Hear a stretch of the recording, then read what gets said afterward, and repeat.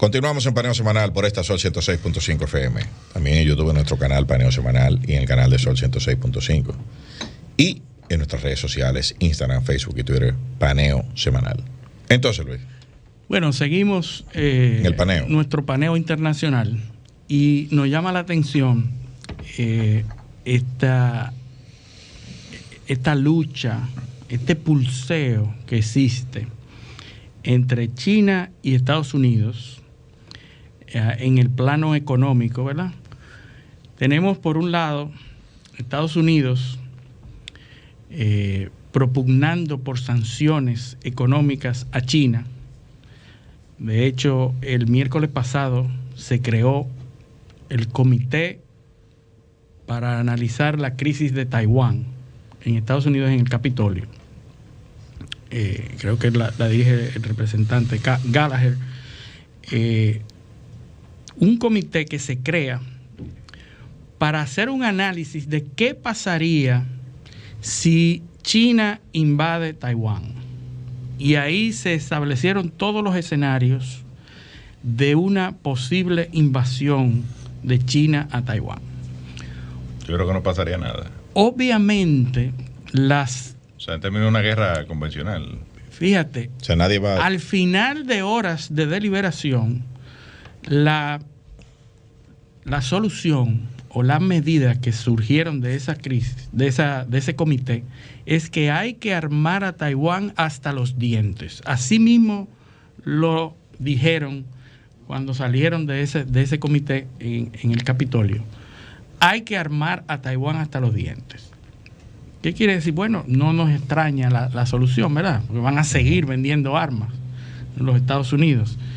Pero la situación es importante porque, por un lado, está Macron en Europa tratando de suavizar las posiciones de Estados Unidos y decir que no debemos ser vasallos, como dijo la semana pasada, y que nuestra situación con Taiwán no es, debiéramos mantenernos neutrales, que Europa debe mantenerse neutral con respecto a la situación con Taiwán, y eso lo hizo después de haber venido de un viaje en el que vio a Xi Jinping, ¿verdad? Propugna de que Europa no siga siendo vasallo de los Estados Unidos de manera ciega y que debemos mantener. Europa es el primer socio comercial de China. Exactamente. Por supuesto. No solamente y en segundo lugar Estados Unidos. Exactamente. Entonces, el problema es que a nivel económico, si Estados Unidos mantiene la posición de imponer nuevas sanciones a China por la situación de Taiwán, ¿hasta qué punto Europa va a ejecutar y hasta qué punto va a hacerle daño a las relaciones económicas de Europa con China? Lo que Estados Unidos propone es, y de hecho ya preparó una orden ejecutiva Biden, para poner sanciones a China por el problema y el riesgo que tiene de China con Taiwán. Es decir, antes de que China... Tú sabes que las sanciones en este tipo de situaciones, ¿verdad? De índole económica, comercial, migratoria. O sea, hay un menú tan amplio de sanciones, muchas de las cuales no tienen un efecto real más allá del mensaje que envía el hecho de colocar una serie de sanciones. Es decir, quitarle la visa a 100 oligarcas chinos, a 200 oligarcas chinos, de un listado que los Estados Unidos tienen de cuáles son los más ricos de China. Bueno, yo te diría que ellos no podrán ir a Estados Unidos, pero ¿cuál es el impacto? O sea, eso va a detener a China en su deseo de reincorporar a la isla de Formosa, ¿no? A Taiwán, al territorio chino. No sé hasta qué punto. Entonces, integrarla 100%. Es decir, habrá que ver cuáles son las sanciones que Biden va a colocar. Biden está hablando de sanciones comerciales. Y ahora te voy a decir a determinados productos que quizás no son lo que impactan mucho en la economía pero yo norteamericana. Te voy a decir, porque es que el gobierno norteamericano ha entrado en tal descrédito que él está proponiendo sanciones comerciales. ¿Y qué están diciendo? ¿Qué se está comentando? Yo, pero ¿Para qué han servido las sanciones tradicionalmente, las sanciones comerciales?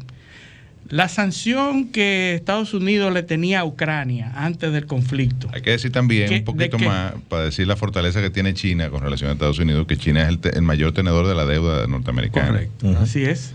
Y ahí viene otro tema que lo vamos a discutir, que es la desdolarización. O sea, si los chinos dicen, págame mi cuarto, no hay problema. O me voy del mercado. Sí. Voy a vender toda mi posición. Exacto. Sí. Si los chinos continúan haciendo lo que están haciendo ahora, que es tratando de desdolarizar. Pero ese es otro tema. El tema que yo quiero apuntar es que las sanciones comerciales impuestas por los Estados Unidos, de hecho, la orden ejecutiva que Biden ya preparó y va a sacar antes de llevarlo a la ONU y antes de llevarla al G7, es que hay una lista de compañías que van a entrar dentro de esas sanciones. ¿Y cómo se prepara esa lista? Tú sabes lo que ocurre cuando un grupo de personas tiene la discrecionalidad de incluir o sacar a alguien de una lista comercial, que sencillamente se hace millonario. ¿Qué ocurrió con las sanciones que tenía Estados Unidos a Ucrania? ¿Y qué hacía Hunter Biden en una compañía en Ucrania? Que manejaba las sanciones a Ucrania. Y decía, bueno, vamos a sacarle esto, vamos a flexibilizar esto y vamos a hacer esto. Es decir, los que manejen esa lista de sanciones se van a hacer millonarios solamente con incluir, con flexibilizar, con apoyar una u otra empresa. Y eso es lo que va a suceder. Entonces ya los chinos, los rusos y los que están en contra de los Estados Unidos están diciendo eso es una lista de corrupción.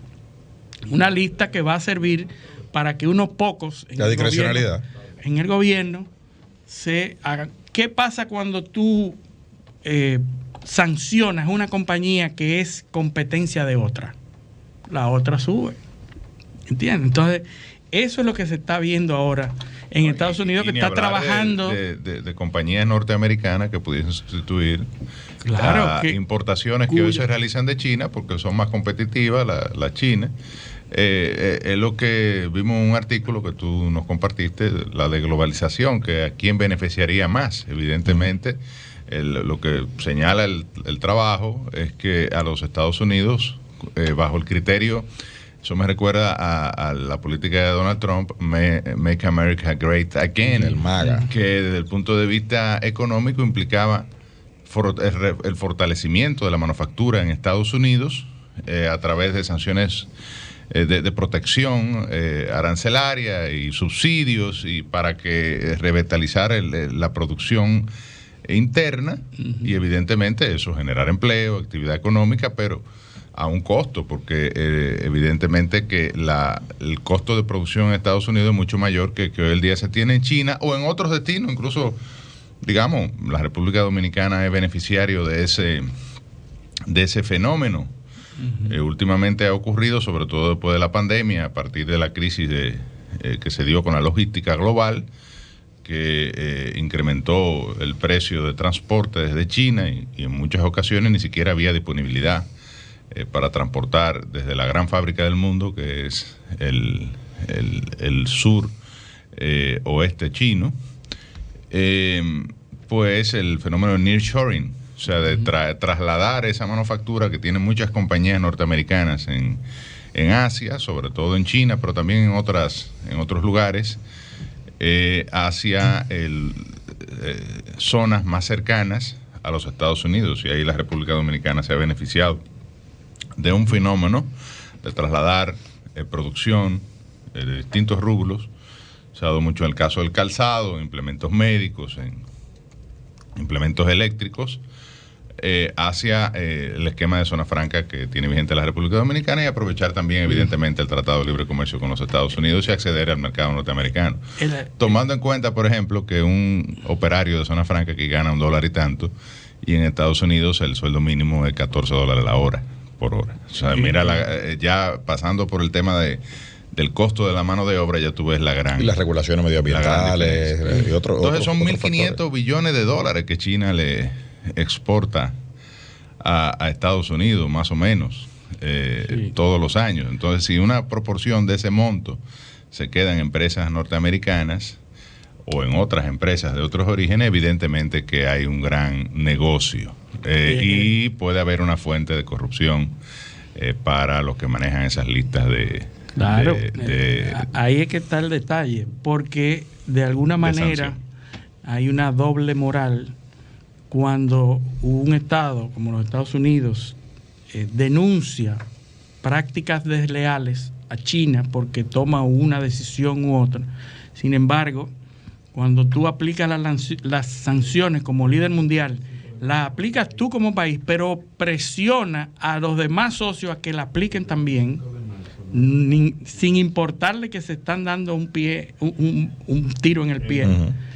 Porque Estados Unidos hace una orden ejecutiva y impone sanciones como país, pero va al G7 y le obliga o lo presiona a los demás países a que hagan esa misma cantidad de sanciones, que es lo que está pasando en Europa ahora mismo, y que Europa se está dando cuenta que se está metiendo el cuchillo. Y por otro lado viven subsidiando y creando esquemas de beneficio a sus sectores agrícolas y productivos, muchos de ellos incluso contrarios a las reglas de comercio justo y de libre comercio que están pactadas en la Organización Mundial del Comercio, en los diferentes acuerdos como el GATT y otros acuerdos internacionales. O sea, es la doble moral norteamericana, doble moral, que no es doble moral, es una sola moral.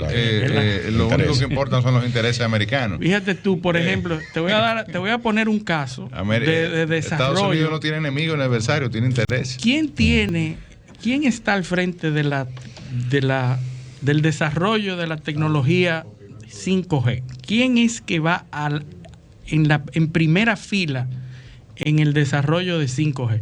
Es China. Pero Estados Unidos, a través de esas sanciones, denunciando prácticas prácticas ilegales de supuestas por otro espías, lado, tampoco los chinos son unos angelitos caídos del cielo. Es que es lo quieren mismo. Quieren lo mismo. Es que es lo mismo. Sí. Elon Musk acaba de denunciar la semana pasada cómo operaba Twitter. Y que la CIA y el Departamento de Estado y todo el mundo tenía acceso libre. A propósito, a partir de esta semana Twitter, me he dado cuenta que Twitter me ha quitado tu rayita azul de que yo estaba porque debes pagar porque ahora debo pagar $114 al año. Así es, para que me verifiquen. Bueno, sí, el Vaticano se quejó también, hasta el Papa la quitaron. Sí, lo cual quiere decir que nada, que adiós al simbolito azul ahí. Así es. Tú sabes que con todas esas sanciones a Rusia que tiene Europa, Estados Unidos y todo, no había una sola sanción a la energía nuclear que suple Rusia. Pero esa no se le ha tocado ni con el pétalo de una rosa. No habrá.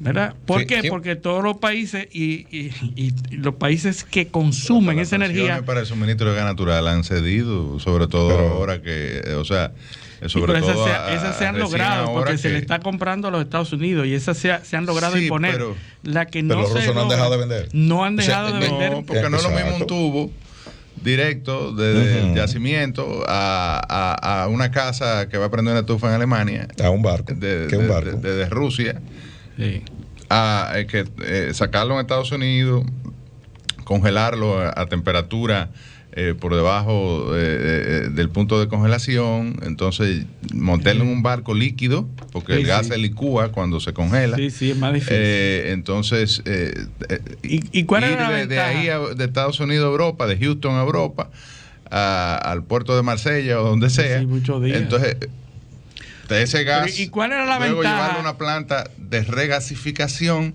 y entonces meterlo en el tubo para que vaya. ¿Y cuál era la ventaja de Rusia con Europa, específicamente con Alemania? ¿Cuál era la ventaja de Rusia específicamente con Alemania para suplir ese gas? Nord Stream. ¿Y qué pasó con Nord Stream? Que los Estados Unidos decidieron eliminar esa ventaja. No se sabe. Sabemos que está eliminado, pero no sabe quién fue. Todo el mundo sabe, Eliseo. Esa fue una operación que elimina una desventaja que tenía Estados Unidos para suplir el gas natural. Pero en el caso de la energía nuclear, ahí por no, ejemplo, ahí no hay manera. El primer presidente que visitó a Putin cuando empezó el conflicto fue Emmanuel Macron, en medio de la campaña electoral. Así es. Y la foto es una foto famosa, en los dos extremos de la mesa larguísima. No me apague la luz, por favor. Exacto, pero ¿por qué? Porque los rusos instauraron un modelo comercial para la energía nuclear. Privada. El modelo One Stop se llama. Sí. Que tú vas uno solo, o sea, una sola compañía, te vende el diseño, la construcción, la operación y el combustible nuclear. Y ese modelo tuvo mucho éxito en Europa. Recordemos que Francia, la matriz energética francesa es en su mayoría nuclear. Sí. Cosa que los alemanes desmantelaron para pasar al gas natural. Desmantelaron después, pero volvieron otra vez. Sí, bueno, ahora están prendiendo otra vez. Es que nadie aguanta ese chucho. O sea, la confiabilidad y la economía que te genera la generación nuclear. No hay competencia. Pero tú sabes que... El temor es que haya un accidente nuclear. Entonces pasó en el 2013 en Fukushima. Fukushima. Ahora veo que van a descargar las aguas. Hay un debate sobre el descargue de las aguas que están acumuladas después del accidente nuclear. Son millones de litros de agua que hay que deshacer. Entonces, ¿cómo se ha estado tratando esa agua después del accidente? Y ¿dónde la van a poner ahora? Al mar. Es que no hay otro lugar. Imagínate. Sí.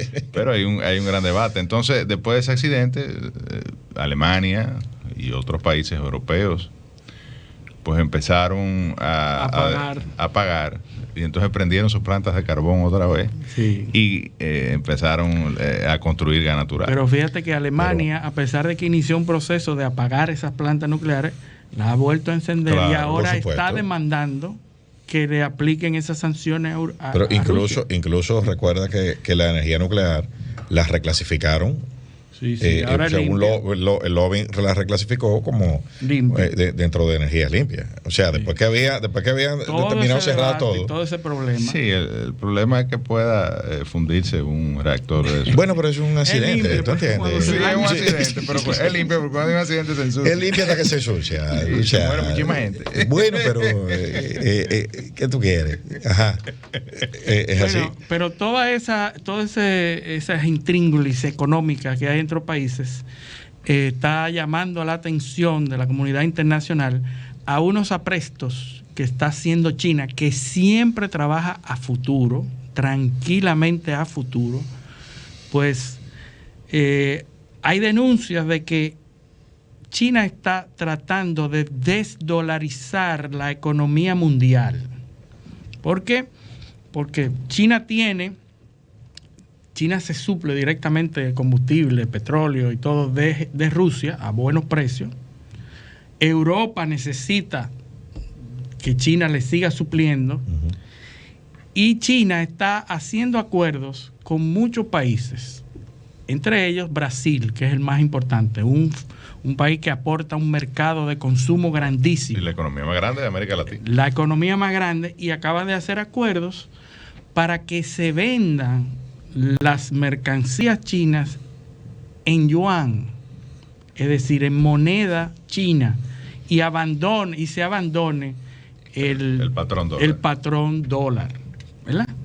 Eso es lo que te dice mucho de la debilidad ya del liderazgo del dólar, porque el miedo, uno de los temores por lo que los chinos controlaban la convertibilidad de la moneda era para resistir ataques externos en el tipo de cambio. Sí, pero ya ahora, fíjate que ya eso no es una amenaza, sino que ahora la amenaza es de los Estados Unidos. Precisamente la convertibilidad.